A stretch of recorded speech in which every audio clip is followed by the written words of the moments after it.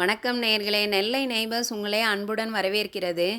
இன்றைக்கி நம்ம வீடியோவில் வத்தல் போடலான்னு தான் ரெடி பண்ணோம். ஆனால் நல்ல மழை வந்துடுச்சு.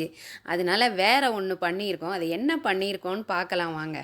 இட்லி அரிசி ஒரு 200 கிராம் எடுத்து ஒரு 4லேருந்து 5 மணி நேரம் ஊற வச்சு முதல்ல கழுவிட்டு தான் ஊற வச்சுருக்கேன். இப்போ தண்ணியை இருத்துட்டு வந்துடலாம். தண்ணியெல்லாம் நல்லா இருத்தாச்சு. இந்த அரிசியை கிரைண்டரில் சேர்த்து நல்லா நைஸாக அரைச்சிக்கலாம்.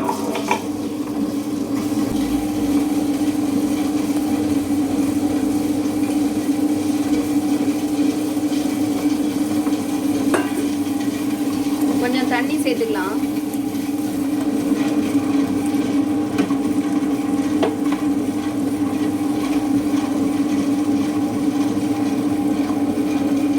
நல்லா அரைக்கட்டும்.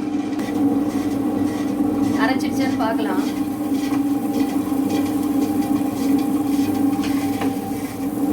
நல்ல மையாக அரைச்சிடுச்சு. இப்போ வலிச்சிடலாம்.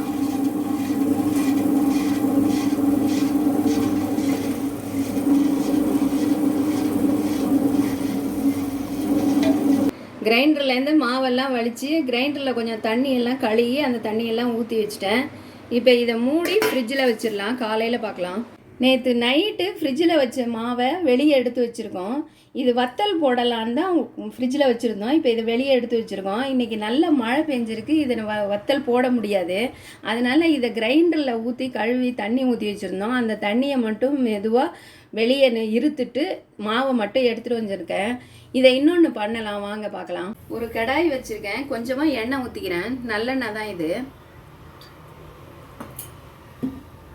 இதில் ஸ்லிம்மில் வச்சுக்கிறேன். இப்போ இந்த மாவை இதில் போட்டுக்கலாம்.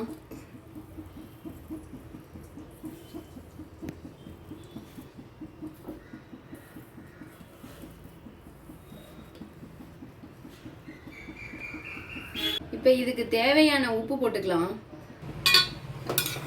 இப்போ இதை நல்லா கட்டி ஆக்கிறதுக்கு நல்லா கிண்டி விட்டுக்கலாம்.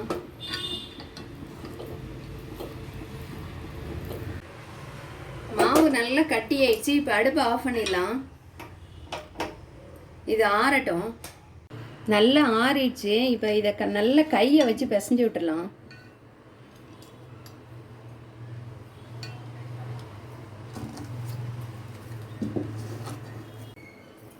இதில் கொஞ்சமாக நல்லெண்ணெய் ஊற்றிக்கலாம். இப்போ நல்லா பிசைஞ்சு விட்டுடலாம். பாருங்கள், நல்லா பிசைஞ்சாச்சு. எப்படி இருக்குன்னு. இதில் சில்லில் கொஞ்சமாக எண்ணெய் தேய்ச்சிக்கிறேன்.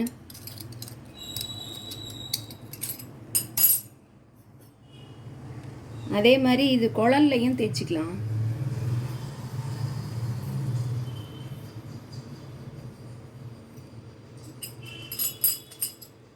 இப்போ இதை மூடிடலாம்.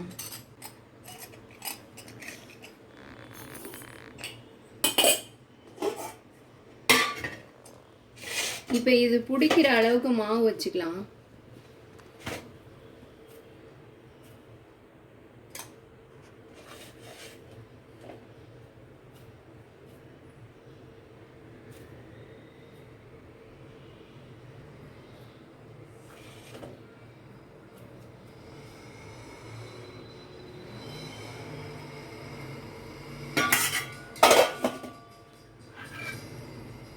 இதை மூடிடலாம்.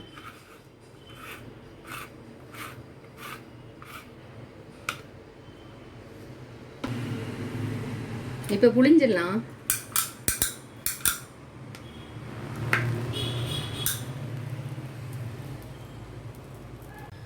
நாலு தட்டும் புளிஞ்சு வச்சாச்சு. இப்போ இதில் அடுக்கி வச்சிடலாம்.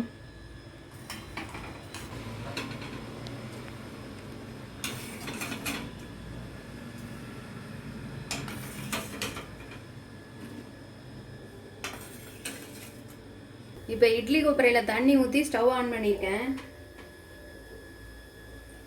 இப்போ இதை உள்ளே வச்சிடலாம். மூடி வச்சிடலாம். நல்லா வேகட்டும். வாங்க இப்போ இடியாப்பம் வெந்துருச்சான்னு பார்க்கலாம். இப்போ நல்லா வெந்துடுச்சு. இதை எடுத்து கீழே வச்சிடலாம். இப்போ இந்த எல்லா இடியாப்பத்தையும் தட்டில் மாற்றிக்கலாம்.